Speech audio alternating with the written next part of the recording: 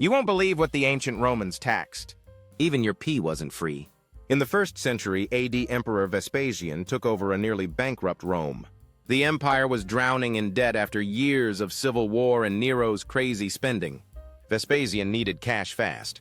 So he introduced one of history's weirdest taxes, the urine tax. You see, in Rome, urine was a hot commodity.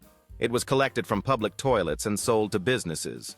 Tanners used it to soften leather. Laundries used its ammonia to bleach to other clothes. So Vespasian taxed the people buying it. His own son Titus thought the idea was disgusting and made fun of him for it.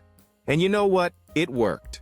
In response, Vespasian held a coin earned from the tax right under his son's nose and said the now famous line, Pecunia non glet, money doesn't smell. The tax helped refill Rome's treasury and stabilize the empire.